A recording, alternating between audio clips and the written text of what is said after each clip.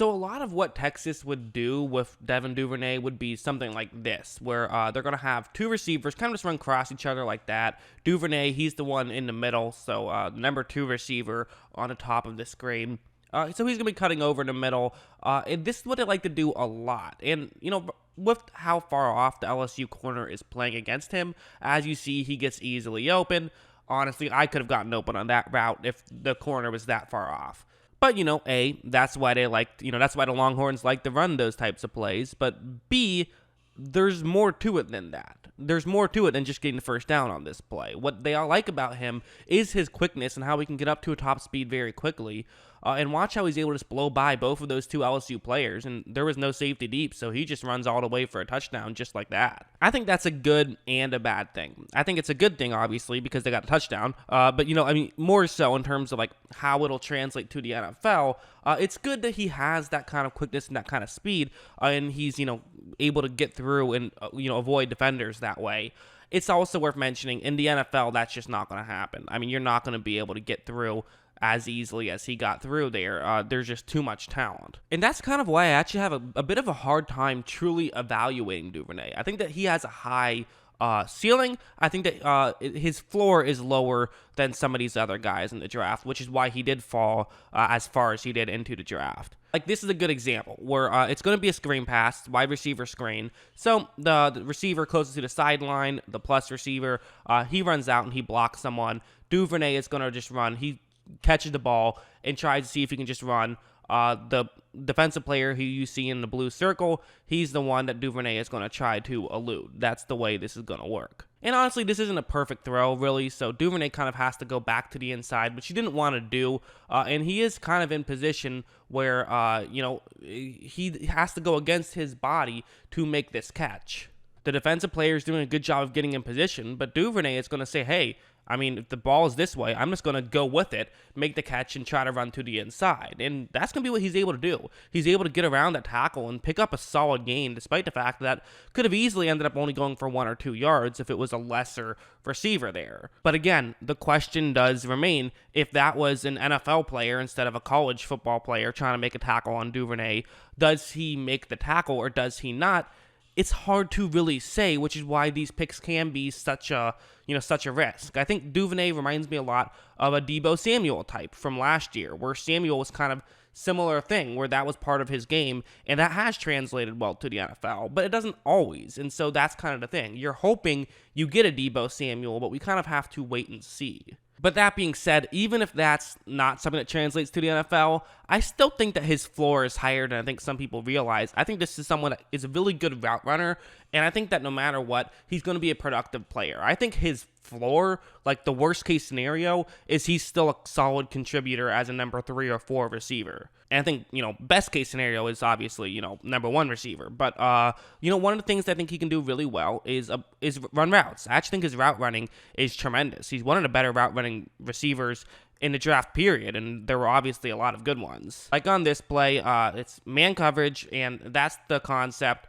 Duvernay's route is the one that's going to the deep part of the end zone. It's going to be a one-on-one matchup, and his job is to create as much separation as possible to give his quarterback as good of a chance to try and make this play. That's his job. And so how is he going to do this?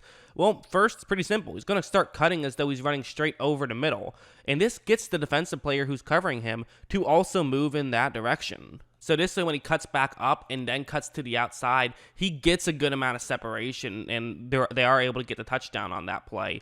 Again, just a good play by Duvernay. While he is fast, he is pretty fast, that's not what really makes him special. What makes him special is that route running. This is another example where it's going to be a cover 2 play, cover 2 zone, and he's running a route that, kind of getting into a gap in coverage to some degree. He's going to try and get sort of to the sideline of that safety, but also a little bit further down. But again, he's the only player who's going to get deep, so this is difficult for him to do, and the safety can take away his route if he reads it well. So what is Duvernay going to do? Well, again, it's simple, but it really does work, is he cuts over the middle or at least that's what it looks like he's doing. So this now gets the safety who believes that, that's where Duvernay is running. He now has to stay back a little bit. So then when Duvernay cuts back towards the sideline, he's able to make the catch and picks up a first down on that play, which was definitely a long shot is what it looked like on it. So definitely a great play. And again, it's that route running that really makes him special. And while, yes, it is true that obviously, as well as NFL corners being more talented, they're going to be smarter as well. They've been playing football for longer as well. So, sort of simple moves won't work as well as they do against college players. But at the same time, just the fact that you're doing that at all, it's something you can build off of, where maybe they start to realize that, you keep faking to the inside, then going to the outside. But then you could, look as though you're faking to the inside, but then continue running in that direction and get open that way. So it still is hard to defend against. One more play I like is this one. That's going to be the one-on-one matchup against TCU. And Duvernay, again, he's going to cut. Watch how close he runs to his assigned man before cutting over the middle. He gets right next to him, but he kind of stops at the perfect point too, where if he got a little bit closer, then the defensive back could easily create some contact and disrupt Duvernay in some way. But the fact that Duvernay is staying close enough away while still getting as close as possible, it's sort of going to get that defender to start to shift his body weight out of position, while at the same time he's not able to actually, use contact to slow Duvernay down. So then Duvernay can run through. He gets wide open, and again, really good throw on that one, and he gets a touchdown. So again, that's just what he can do. A really talented player. I think that I like his route running. That's probably my favorite thing about him. I do think it is a fair concern to say how much will some of his broken tackle ability and some of his, taking slant routes very far, how much will that work in the NFL? I think it's a fair concern to have. That being said, I love him for this Baltimore system. They love to have a lot of slant routes. They do like to have players that can run routes well. I mean, obviously every team does, but, especially Baltimore. I think that that's something they really value.